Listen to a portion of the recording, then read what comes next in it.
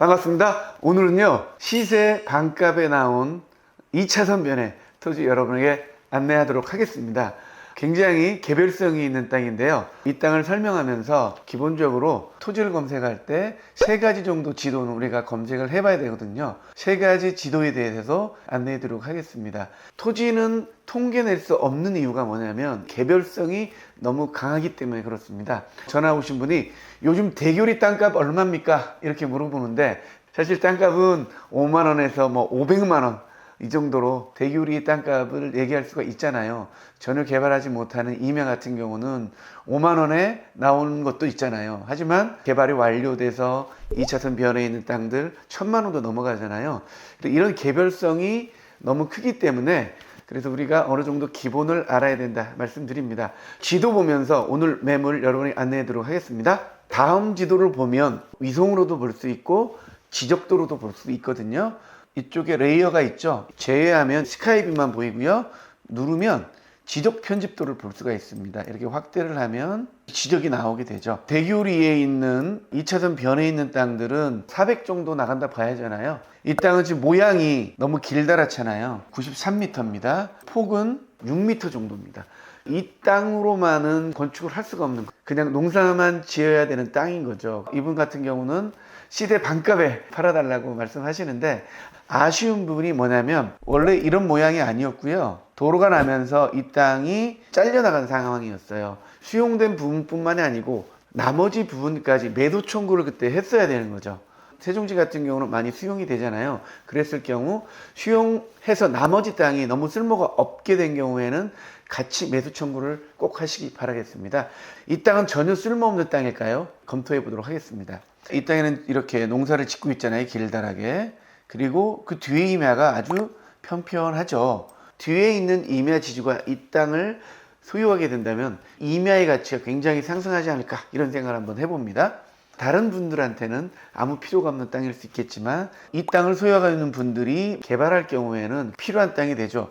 이쪽을 보니까요, 이 임야하고 붙은 국어가 이 도로에 접해 있기 때문에 완전한 맹지는 아니지만 이 땅의 가치가, 이 땅을 소유하게 된다면 8m에 거의 90m가 접한 큰 도로를 끼고 있는 땅이 되기 때문에 이 땅의 가치는 굉장히 상승할 수 있다 생각이 들고요. 차후에 개발이 가능하다면 오히려 더 비싸게 주고 사야 되는 상황이 될지도 모르죠. 그래서 이 임야가 개발 가능한 임야인지 검토하는 시간을 한번 가져보도록 하겠습니다.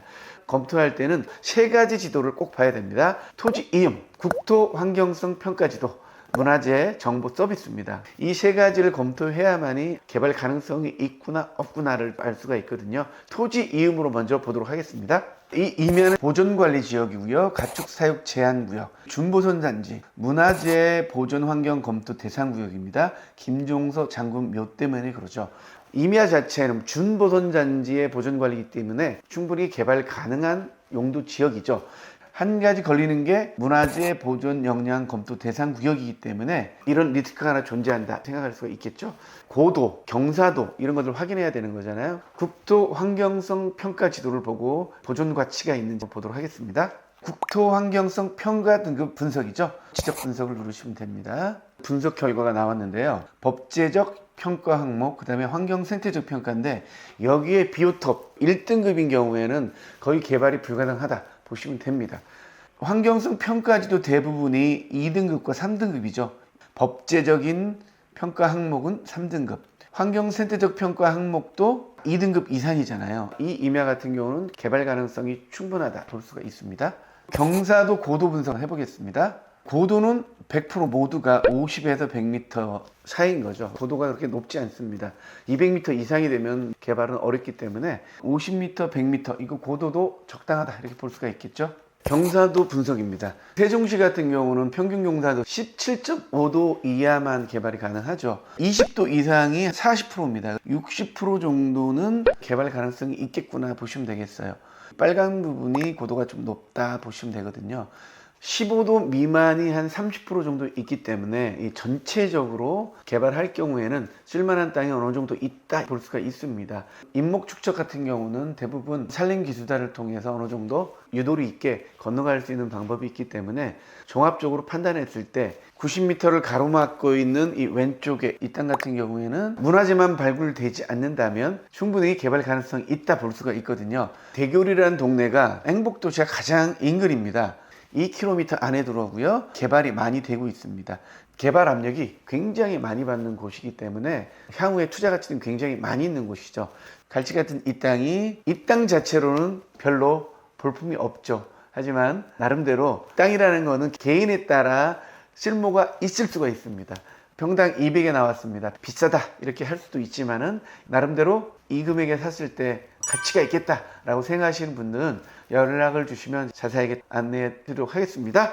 지목은 전이고요. 면적은 617제곱미터, 187평 정도 되고요. 보존관리 지역입니다. 자, 그리고 이 지역은 문화재 공간 정보 서비스를 통해서 확인한 결과 김종서 장군묘와 300m 이내에 있기 때문에 발굴 조사를 실시하지 않은 매장 문화재 유존 지역은 개발 사업 이전에 문화재 청조와 협의 보존 대책을 수립해야 합니다. 문화재 보존 구역이기 때문에 개발하기 전에 먼저 문화재 지표 조사, 발굴 조사를 한 이후에 가능합니다. 그런 리스크는 충분히 갖고 있다 생각하셔야 됩니다.